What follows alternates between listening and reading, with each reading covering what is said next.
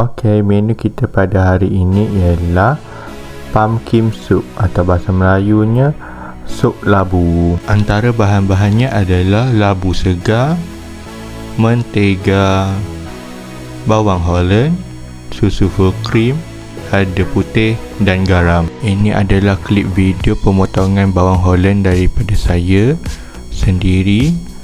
Okey, kita akan menggunakan bawang Holland tu separuh bahagian saja sebab kita tak akan guna banyak. Selain tu, kita akan potong secara halus ataupun kita potong racik-racikkan dia. Klip video ni tak lama mana pun. Okey, selepas ni kita akan tengok klip video cara pemotongan labu. Okey, ini adalah cara pemotongan labu. Saya menggunakan separuh biji saja sebab kita buat pumpkin soup untuk 2 orang makan. Okey, pemotongan labu ini dikendalikan oleh saya sendiri. Kalau jika kita lihat, saya gunakan pisau yang agak kecil. Sangat susah pada masa itu saya potong, jadi saya tukarkan kepada pisau parang. Nampak di situ lebih mudah untuk saya memotong. Saya potong dia kepada 4 bahagian sebab potongan lagi kecil lagi memudahkan proses kerja. Kita akan buangkan biji labu tersebut. Saya akan percepatkan proses ini. Pada masa itu juga, setelah selesai membuang biji labu tersebut, kita akan membuang kulit labu. Ini agak susah kerana kulit labu tersebut agak keras. Jadi berhati-hati semasa menggunakan pisau tersebut. Okey, ini adalah hasil selepas kita membuang kulit labu dan kita akan potongkan kecil-kecil. Okey, ini adalah keseluruhan bahan yang saya akan gunakan dan saya telah memotong. Okey, sekarang kita akan mulakan proses merebus labu sehingga empuk. Saya merebus labu ini dalam 30 minit lebih kurang. Jadi kita akan tunggu sampai labu tersebut empuk. Mari kita tunggu.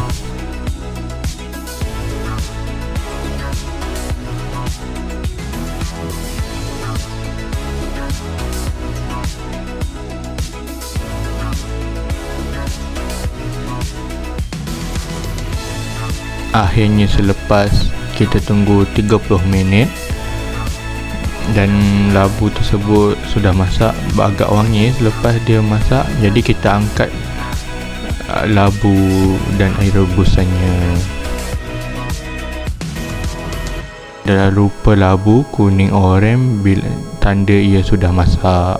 Okey, kita akan bawa periuk tadi ke sinki dan akan menapisnya dengan menggunakan besi, dengan penapis besi. Okey, kita akan tapis dia, air keluar daripada labu ni.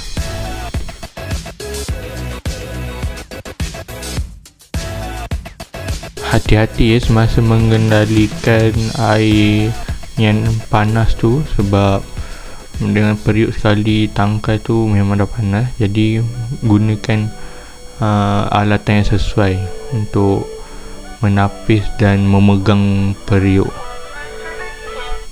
Okey, sekarang adalah part untuk kita buat pumpkin soup yang sebenar. Okey, petik api. Kita akan masukkan butter atau mentega.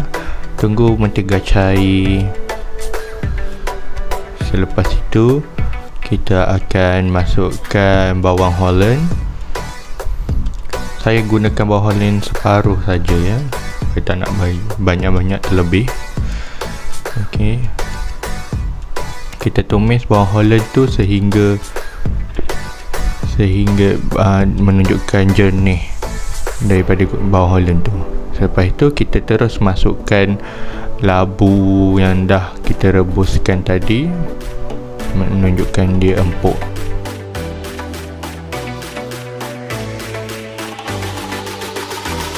Okey, setelah itu kita kacau-kacau bagi sebatikan rasa bawang tu dengan rasa labu tadi.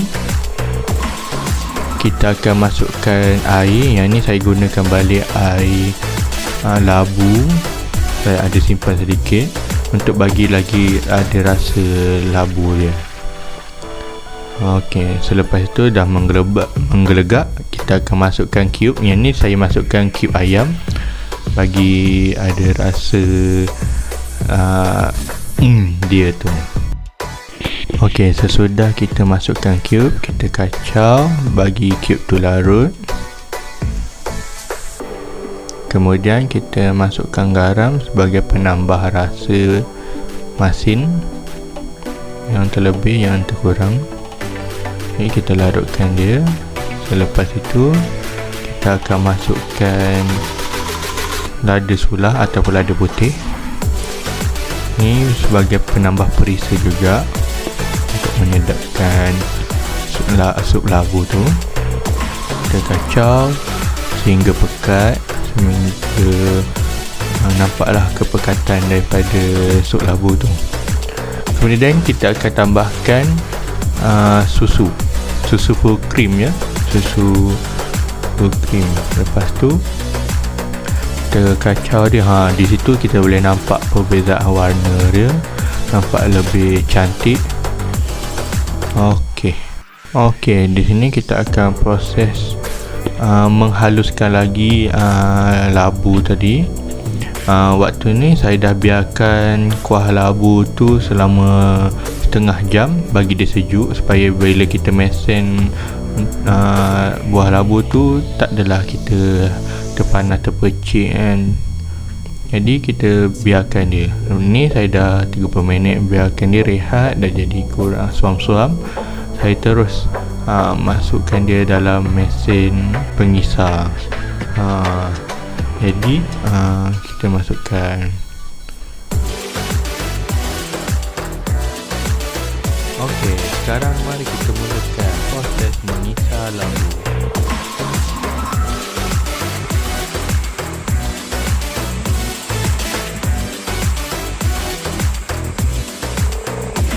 Okey, lepas dah pastikan labu tu hancur, kita goncang-goncangkan sikit bagi lagi halus lah kiranya. Kita akan tak ada yang berketul-ketul hasil dia nanti. Jadi sudah selesai, kita tutup. Okey, kita tuangkan balik ke dalam kuali yang tadi.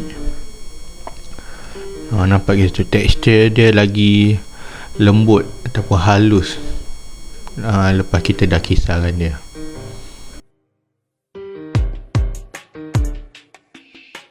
Selepas tuang kuah daripada mesin pengisar ke dalam periuk, saya tambahkan sedikit air kerana tekstur yang dah saya kisarkan tadi agak pekat.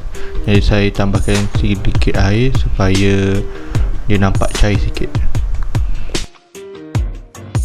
Okey, ini adalah hasil dia. Nampak pekatnya kuah tu. Okey, itu saja. Okey, sekarang kita akan buat garlic bread. Saya gunakan 4 bahan, iaitu roti, mentega, bawang putih dan daun parsley. Okey, sekarang kita akan mulakan dengan mentega dahulu. Saya bahagikan mentega tersebut kepada 3 bahagian, 100 dengan 50.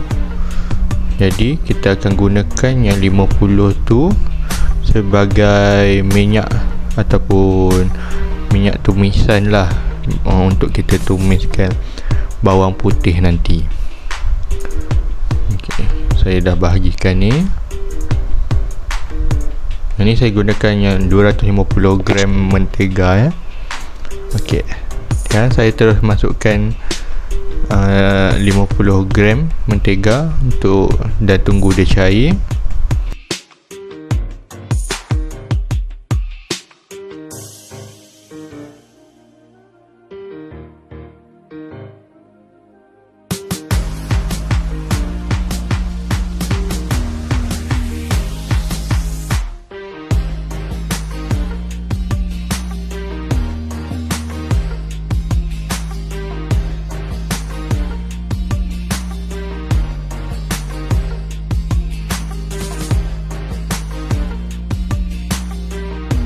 Selepas mentega tu cair, kita akan masukkan bawang putih yang dicincang halus.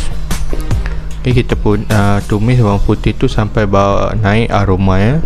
Jangan tumiskan bawang putih tu sehingga apa kita panggil tu hangus. Nak update beradik hangus, dah rasanya pun dah tak sedap lah. Jadi kita kacau tumisan bawang putih tu supaya tak hangus. Kita nampak dah aroma dia dah, bau dia dah sedap. Baru kita masukkan bahan yang lain. Sekarang saya tukarkan posisi sebab angle tadi tak nampak sangat. Ini adalah hasil saya dah tumiskan tadi. Lepas itu saya masukkan 100 gram mentega, dan saya kacaukan dalam minyak yang suam-suam saja. Saya gaulkan supaya butter tu cair sedikit, supaya senang untuk saya gaulkan dengan daun parsley segar nanti. Okey, pada waktu ni periuk elektrik ni dah saya tutup apinya kerana saya tak nak mentega tu terlalu cair. Ini saja hasil yang saya buat. Selepas itu saya terus masukkan ke dalam peti ais untuk bekukan dia, dan ini adalah hasil selepas kita bekukan mentega, bawang putih dan daun parsley tadi. Saya terus mulakan proses garlic bread saya. Saya sapukan garlic bread tadi ke atas roti.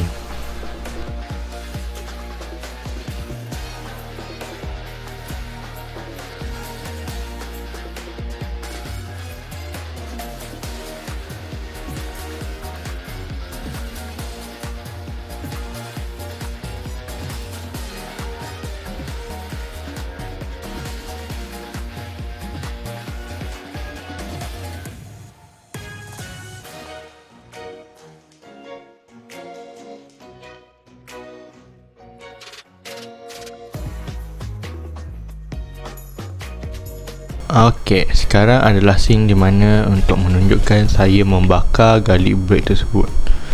Nanti saya ada bread maker ataupun pembakar roti. Kalau yang jenis kalau rumah dia tiada pembakar roti, tu boleh bakar roti di atas kuali. Macam selalu kita buat bakar roti lah. Ni saya bakar roti selama 5 minit untuk kedua-dua belah bahagian dia. Ting, dan menunjukkan roti telah siap. Okey, sekarang saya akan menunjukkan cara saya untuk memotong roti bagi untuk presenting atas pinggan. Okey, itu saja klip video untuk pemotongan roti yang dipotong oleh saya, dan ini adalah hidangan pertama yang saya buat.